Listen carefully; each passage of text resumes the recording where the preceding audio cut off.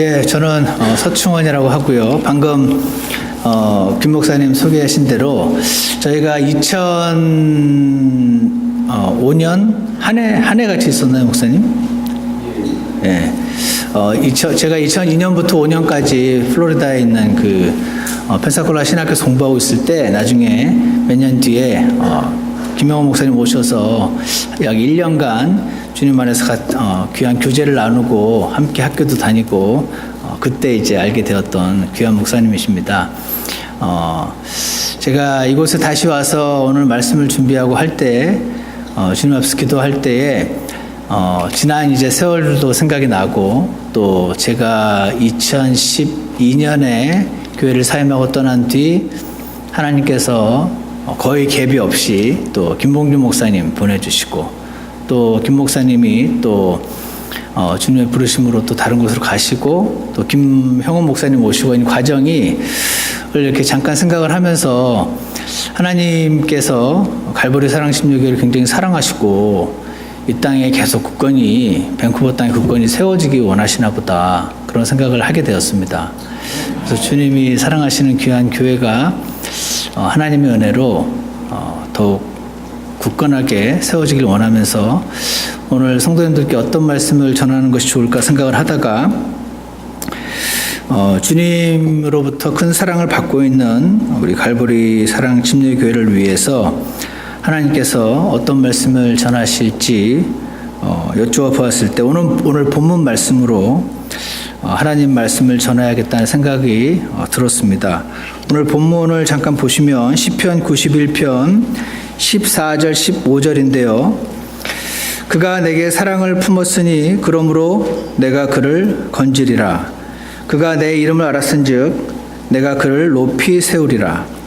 그가 나를 부르리니 내가 그에게 응답하리라.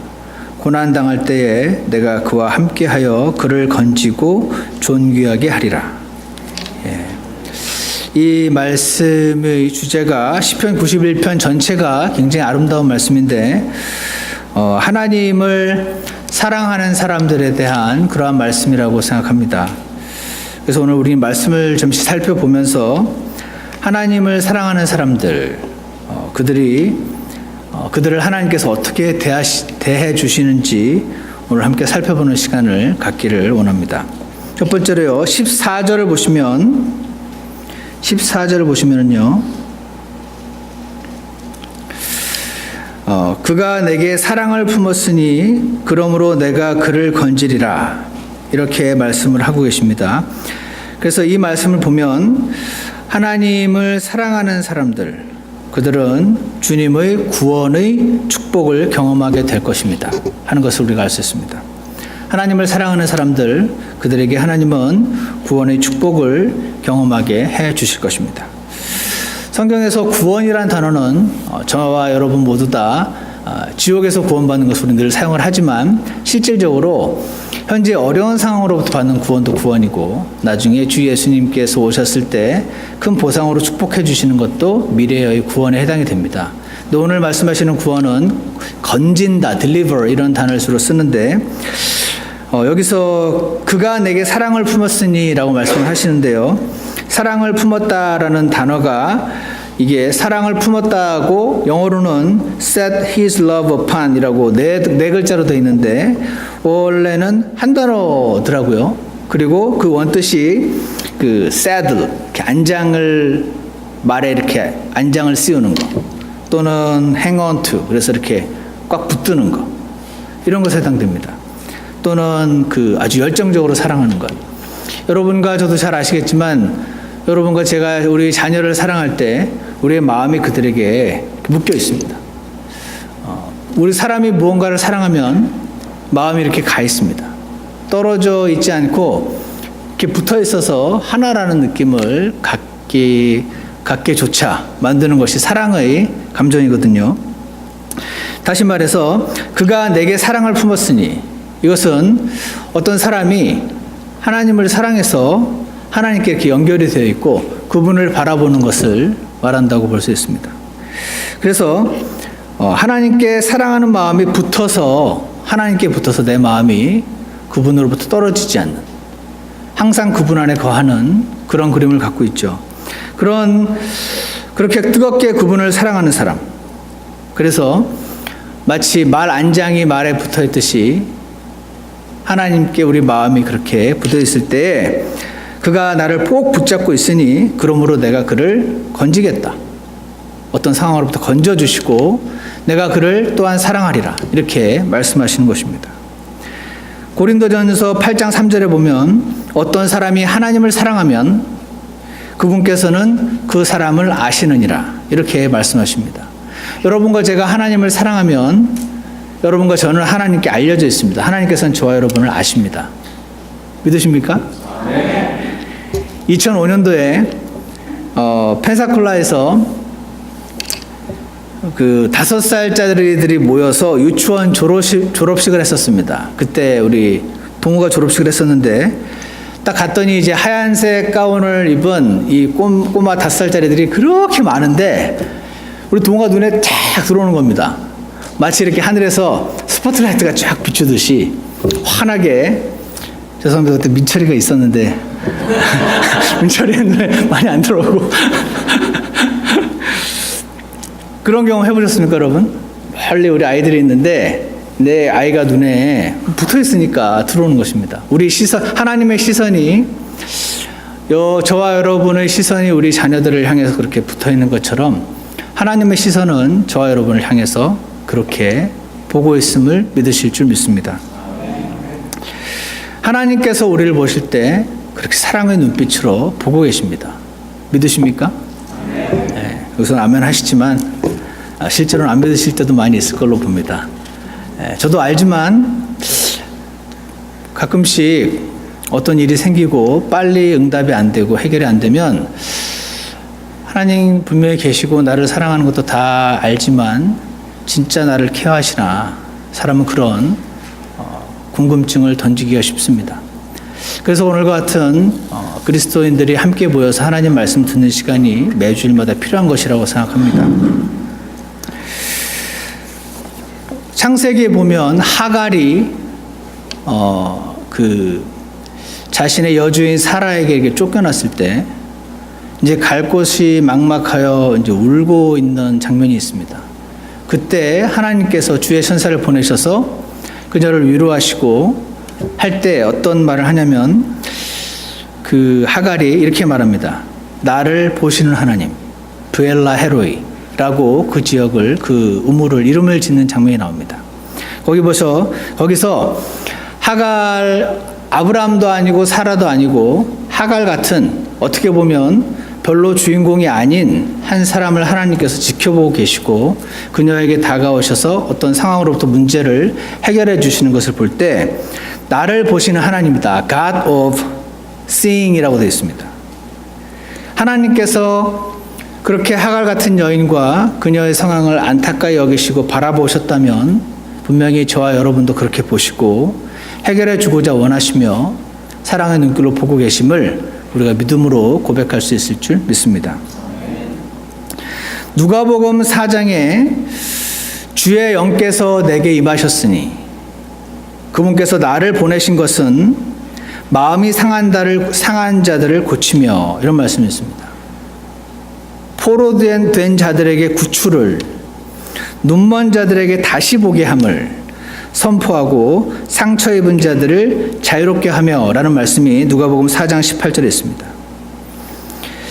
예수님께서 오신 이유는 마음이 상한 자들을 고친다는 것은 마음이 상한 자들을 건져주신다는 것이고 포로된 자들에게 구출을 주신다는 건 역시 그들을 건져주시는 것이고 눈먼 자들을 다시 보게 해주시는 것도 그들의 고통으로부터 건져주시는 것을 말합니다. 전부 하나님께서 그들의 당한 어려움으로부터 건져주시는 그렇게 하시기 위해서 주 예수님께서 오셨다 이렇게 말씀을 하십니다.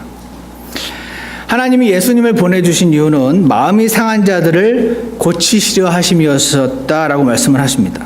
왜냐하면 이스라엘 백성 가운데 마음이 상한 사람들이 많이 있었던 것입니다. 마음이 상해 있습니다. 왜 상했는지 우리는 이유는 모르지만 그들의 상한 마음을 풀어주시기 위해서 예수님이 오셨다라고 말씀하십니다. 이것은 우리도 마찬가지입니다. 오늘날 우리들도 어떤 일들을 겪으면서 이 세상을 살아가다 보면 여러 가지 일들로 인해서 마음이 상할 수가 있습니다. 속상한 일을 당하게 될 때 마음이 상하기가 쉬운 것입니다. 내가 그렇게 마음이 상할 때 마음이 상한 자들의 마음을 싸매 주시려고 오신 분, 주 예수 그리스도께 우리가 나아가기를 원합니다. 여러분과 저희 상한 마음을 온전히 위로해 주실 수 있는 분은 바로 주 예수님, 그분밖에 없기 때문인 것입니다. 또한 그분은 포로된 자들을 또 건지시려고 오셨다라고 말하고 있습니다. 이 포로된 것은 피지컬리 어떤 감옥이나 이런 곳에 실제로 포로된 자들도 가리키겠지만 정신적이나 영적으로 누군가에게 마음이 붙잡혀서 포로로 살고 있는 사람들을 포함하는 말씀이라고 볼 수 있습니다. 예컨대 여러분 누군가를 미워해 보신 경험이 있으십니까? 왜 아멘 안 하시죠? 누군가를 사람은 미워하면요, 그 사람에게 마음이 매이게 되는 경향이 있습니다. 그래서 본의 아니게 나는 저 사람으로부터 자유롭고 싶은데 포로로 묶여 있는 것입니다. 여러분이 누군가에게 상처를 입게 되면 그 사람에게 마음이 묶여 있게 됩니다. 그래서 어떻게 됩니까? 마음의 자유가 사라지고 무언가에 매여 있는 자신을 발견을 하게 되는 것입니다. 그러나 우리가 기뻐할 것은 우리 주 예수님께서 그러한 저와 여러분을 사랑하셔서 우리를 그러한 상황으로부터 구출해 주시려고, 포로된 자들에게 구출을 주시려고 오셨다고 말씀하시기 때문입니다. 그분은 자신에게 나오기만 하면 그 포로된 자들에게 구출을 주시는 분이신 것입니다. 그래서 예수님 그분 자신이 기쁜 소식이다라고 말할 수 있습니다. 그분 자신이 복음인 것입니다. 그래서 그분께서 이렇게 말씀하셨습니다. 수고하고 무거운 짐진 모든 자들아, 너희는 내게로 오라. 내가 너희에게 안식을 주리라. 안식을 주시고 우리 마음 안에 쉼을 주시고 자유를 주시는 분은 주 예수님이시므로 우리의 생각과 계획으로 어려움을 풀어나가는 것도 필요하겠지만 그 이전에 우리는 그 목적을 위해서 우리를 건지시려고 오신 주 예수님께로 나아가는 것이 필요함을 꼭 기억하시기 바랍니다. 2000년 전에 예수님이 오셔서 내게로 오라, 내가 안식을 주겠다라고 말씀하셨던 예수님께서 오늘 저와 여러분에게도 수고하고 무거운 짐진 모든 자들아 내게로 오라. 너희는 내게로 오라. 오라라는 명령에 순종하면 안식을 주시는 건 주님의 몫임을 기억하시기 바랍니다. 오늘 여러분의 영혼을 한번 들여다보시기 바랍니다. 내 영혼 안에 지금 쉼이 있는가? 나는 주님의 위로를 풍성히 경험하고 있는가? 생각해 보시기 바랍니다. 여러분이 주님으로부터 풍성한 위로를 받으시면 여러분은 마음이 부드러워지실 것입니다. 그러면 다른 사람에게 여러분이 위로를 전달해 주실 수가 있습니다. 하지만 여러분과 제가 주님으로부터 위로를 못 받고 있으면 우리는 그 위로를 누군가로부터 받고자 합니다. 근데 다 마찬가지 아닙니까? 다 위로를 원하기만 하지 줄 수 있는 사람은 거의 없습니다. 그러므로 서로 핥히고 상처를 주고받게 되는 것인 것 같습니다. 그러므로 우리가 기억할 것은 내게로 오라 라고 초청하신 주 예수님께 나아가서 그분의 위로를 받고 누리는, 그래서 그것을 전달할 수 있는 저와 여러분이 되기를 축원합니다.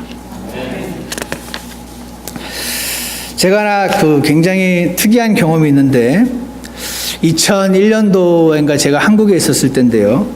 제 한국의 모교회인 일산 갈보리 심리교회에 당시 그 네팔에서 사역하시는 한 선교사님이 오신 적이 있습니다.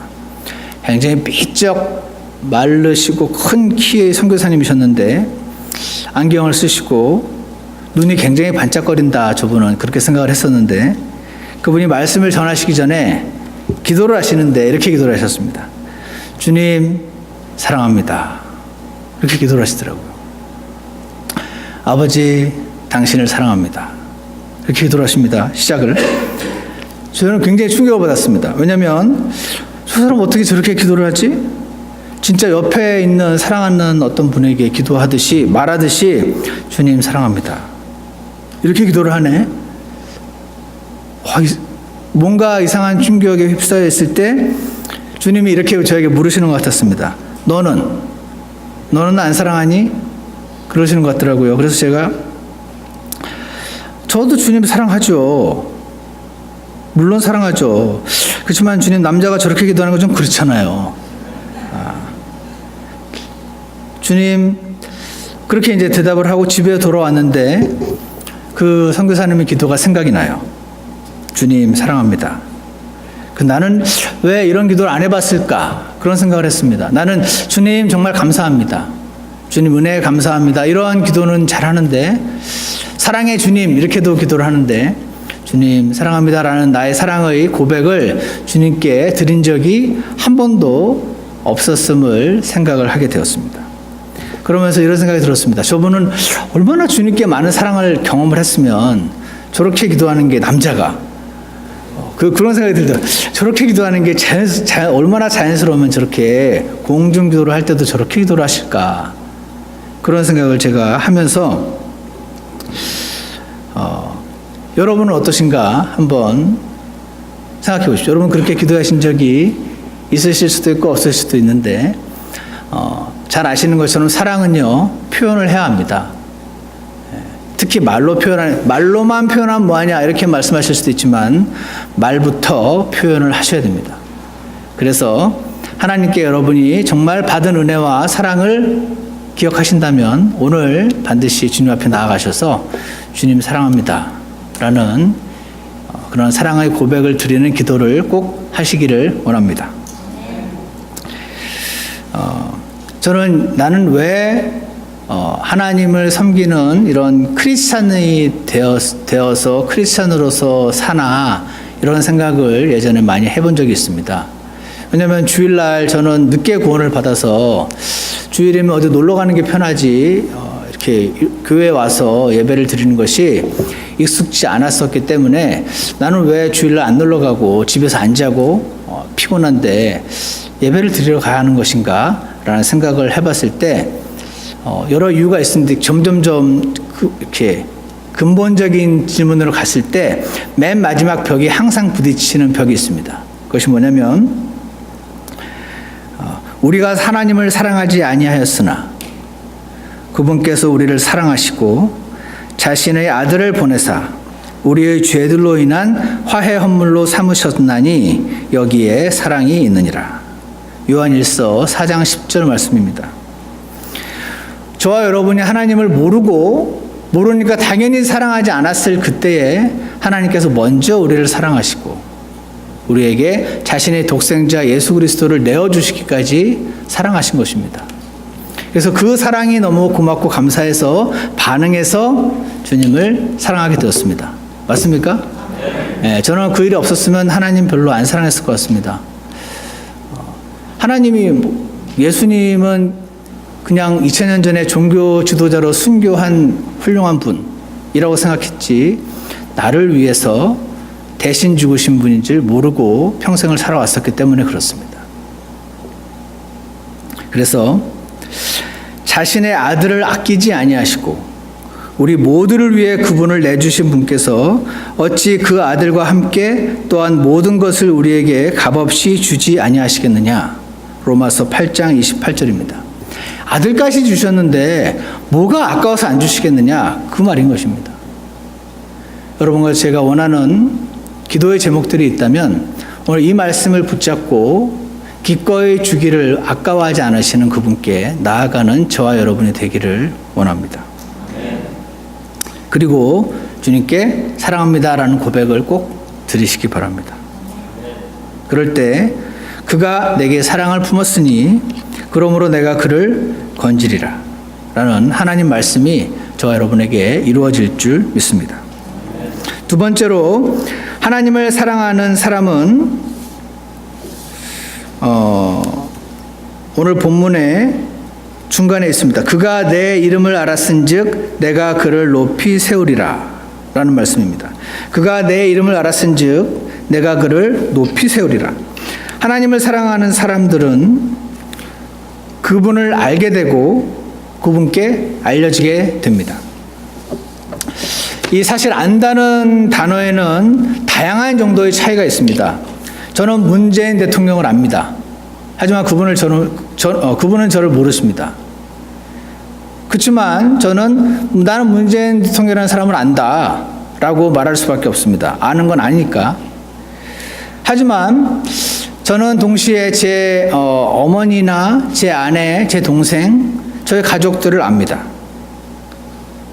그들이 뭘 좋아하는지, 뭘 싫어하는지 잘 알 뿐 아니라 특히 제 아내는 저를 잘 압니다. 제가 아내도 알고 문 대통령도 아는데 이 안다는 것에는 차이가 있습니다. 하나는 굉장히 친밀한 알미고 하나는 알긴 아는 건데 레벨이 틀립니다. 하나는 1이라면 레벨이 하나는 9입니다.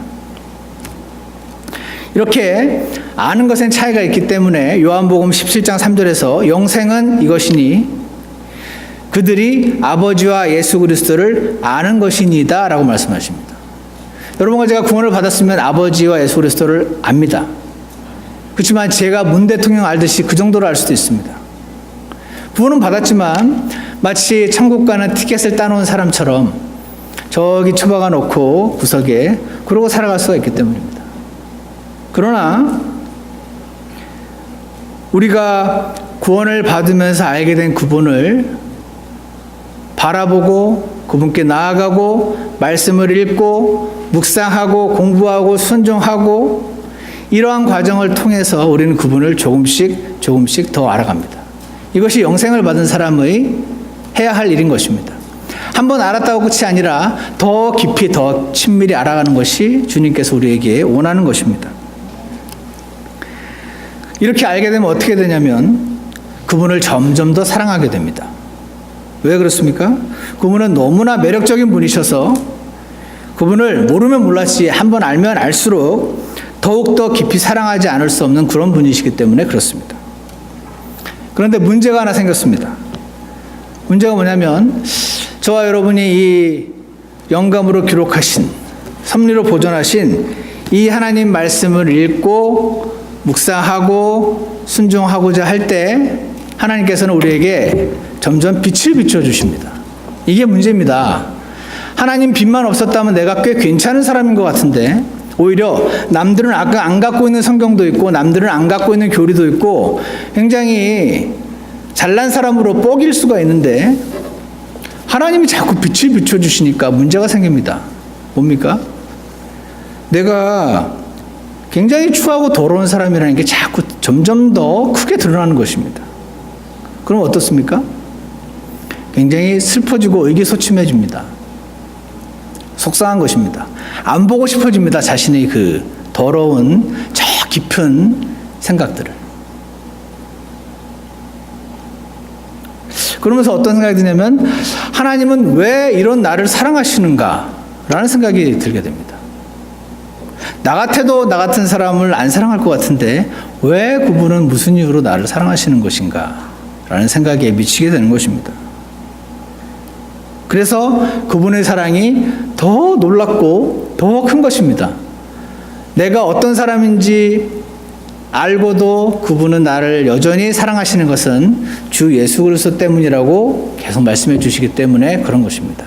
마치 저와 여러분의 자녀들이 못났고 한심해도 내 자식이기 때문에 끝까지 사랑하는 부모님의 마음이 그나마 조금 하나님의 사랑을 닮았다고 생각합니다.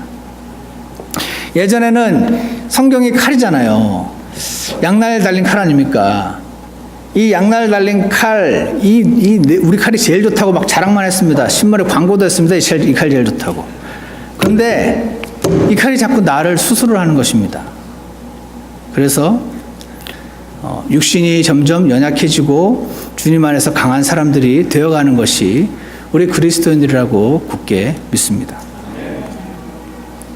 하나님께서 주신 성경과 거룩한 성경, 그리고 하나님이 주신 거룩한 영, 그리고 진리의 이 교회, 이 세 가지를 통해서 하나님께서는 저와 여러분이 어떤 사람인지를 점점 알게 해주시고, 그러나 그래도 괜찮다, 내가 너를 사랑한다라는 말씀을 통해서 우리를 위로해 주시고 점점 더 그분께로 우리를 이끌어 나가시는 분이시기 때문에 그렇습니다.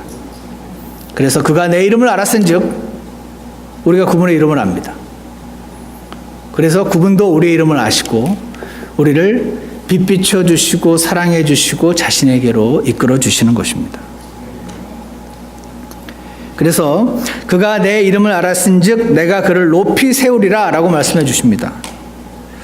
하나님을 사랑하는 사람을 주님의 이름을 알고 더 알아가고 생명을 더 알아갈 때 여러분과 제가 그분을 더욱더 알아갈수록 결국 그분은 우리들을 높이 세워주실 것입니다. 이 땅에서도 하나님께서 우리를 그분의 이름이 부끄럽지 않은 사람으로 세워주실 것이고 다가올 세상에서도 통치자의 위치를 가지고 주시며 우리를 높여주실 줄 믿습니다.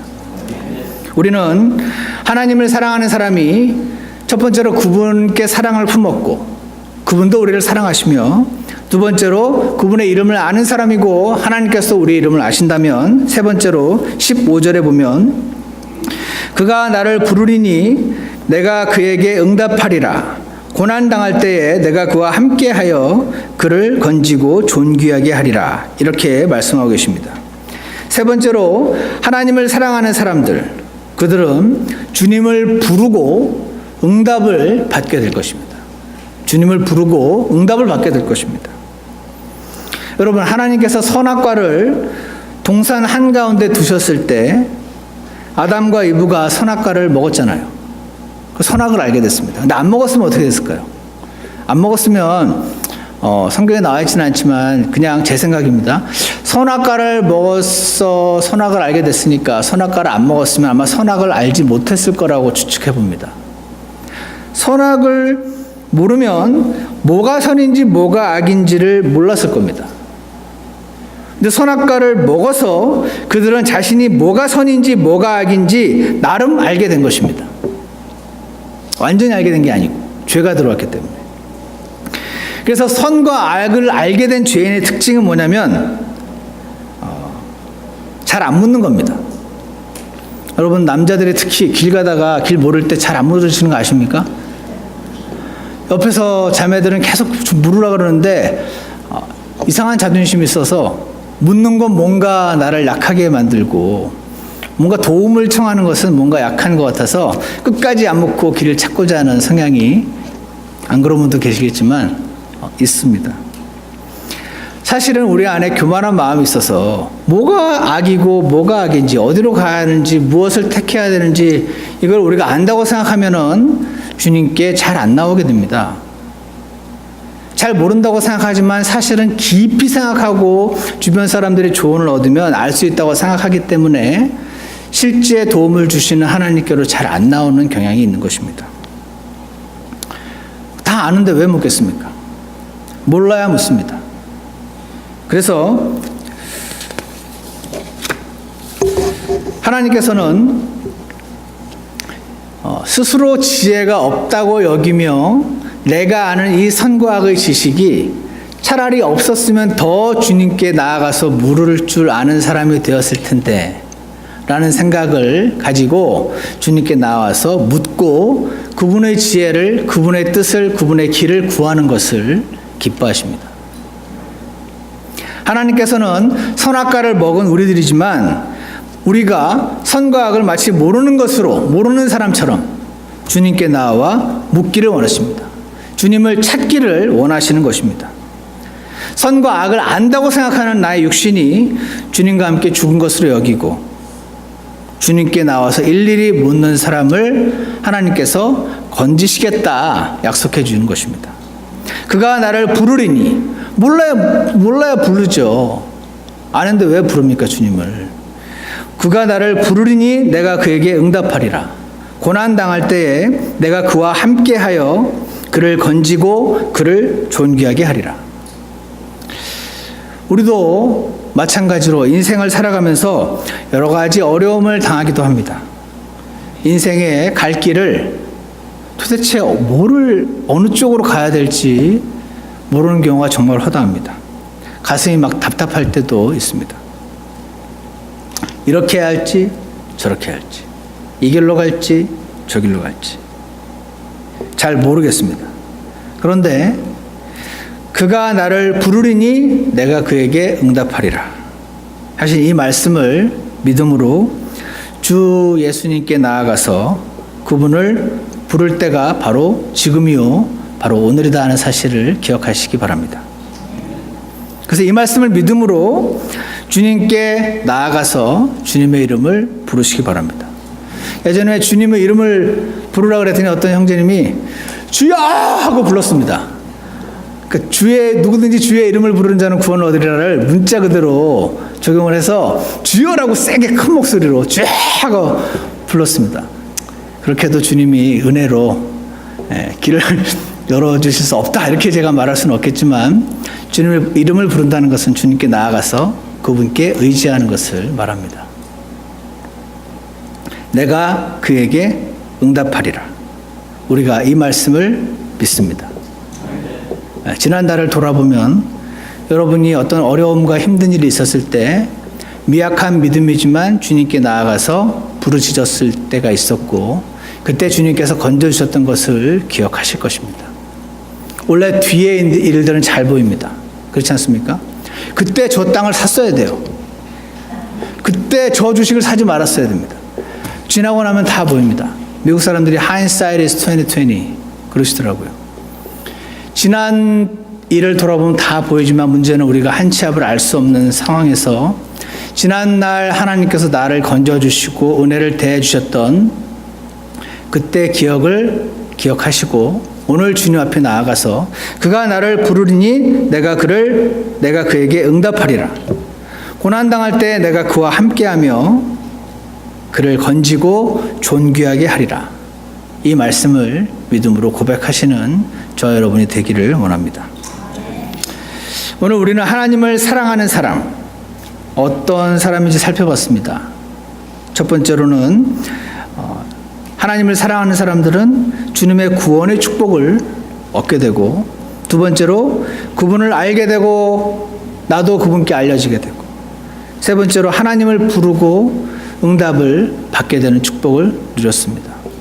사실 이 1, 2, 3번이 1, 2, 3번을 늘 경험하는 사람은 참 축복된 사람입니다. 우리 모두 이렇게 살기를 원하는 마음이 있습니다. 문제는 저 문을 지나면서 우리의 눈이 주님께로 맞춰지지 않고 우리 자식들에게 맞춰지기도 하고 비즈니스에 맞춰지기도 하고 어쩔 수 없는 현실이 자꾸 눈앞에 있습니다. 거기에 눈을 두지 말아야 한다는 것이 아니라 주님과 함께, 주님과 나란히 서서 주님 손을 붙들고 여러분과 저의 문제들을 주님께 맡기며 그분께 나아가는, 그래서 주님의 응답을 경험하는 저 여러분이 되기를 원합니다. 자, 여기까지 말씀을 전할 때 YBH 혹시 들어보셨습니까? YBH 이게 뭐냐면 Yes, but how 이겁니다. 우리가 주님을 바라봐야 되는 것도 알고 주님께 기도하면 응답받는 것도 알고 이거 모르는 사람이 없는데 잘 안 되는 것입니다. 그래서 제가 다음 주는 잘 모르겠습니다. 이번 한 주간은 이렇게 한번 해보시기를 권합니다. 첫 번째로 오늘 집에 가셔서 오늘 부분 말씀 시편 91편 14절 15절 말씀을 조그만 종이에다가 적으시는 겁니다. 아니면 스마트폰으로 사진을 찍으셔도 됩니다. 두 번째는 알람을 핸드폰 다 가지고 계시잖아요. 알람을 2시간마다 맞추시는 겁니다. 8시, 10시, 12시, 4시, 6시 이렇게. 그 알람이 울릴 때마다 찍어놓은 이 본문을 다시 읽어보고 기억하십시오. 해보시겠습니까? 사무실에서 알람이 울리면 보시고, 설거지하다가 알람이 울리면 보시고, 뭐 냉장고에 붙여놔도 되고, 수시로 중간 2시간이 간격으로서 그 2시간 사이에는 절대 안 들어본다, 그게 아닙니다. 수시로 이 본문 말씀을 떠올리시면서 주님 앞으로 나아가시기 바랍니다. 네 번째로 목사님께 전화하시고 성도님들께 전화하셔서 내가 요번 한 3일, 4일 이렇게 해봤더니 이런 마음을 하나님이 주시고 이런 게 좀 달라지는 것 같은데요 라는 게 만약 있으면 서로 교제하시면서 나누시기 바랍니다. 없는데 있는 척은 하지 마십시오. 없으면 그냥 가만히 계시고 있으면 주님이 주신 거니까 나누시기 바랍니다. 아니면 나는 그렇게 했는데도 차이를 잘 모르겠다고, 난 여전히 지치고 여전히 낙담이 된다고, 그렇게 자신을 vulnerable 포지션에 둔다고 표현을 하는데, 내가 이렇게 말하게 될 때 굉장히 연약하고 그런 위치에 자신을 두는 것이 주님 안에서 필요합니다.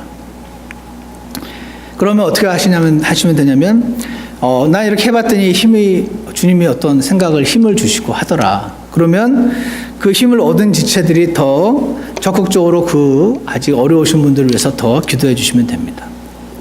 중보 기도를 우리가 하는 것이 필요하지만, 내 가정의 내 일들을 위해서도 기도하지 않는 경우가 많기 때문에 중보까지 안 가는 경우도 많이 있습니다. 실제로 우리 그리스도인들이 살다 보면. 그래서 말씀을 통해서 기도하시고 주님께 나아가시고 서로 교제하시고, 연약한 분들이 계시면 더 위해서 기도해 주시는, 그래서 이렇게 하나님 말씀으로 사랑의 그 끈이 교회 안에 깊이 연결되는 그런 것을 한번 해보셨으면 좋겠습니다. 두 번째 주일은 모르겠습니다. 평생에 한 주일은 이렇게 해보는 것이 가능하시리라고 생각합니다. 그래서 우리가 주님의 임재가 풍성한, 그리고 주님의 말씀이 내 진짜 삶에서 실제로 살아서 움직이시는, 그래서 주님의 음성을 들으며 사는 그런 축복된 삶을 저와 여러분 모두가 누리게 되는 이러한 것을 경험하게 되기를 주님의 이름으로 축원합니다. 기도하겠습니다. 참선하신 하나님 아버지,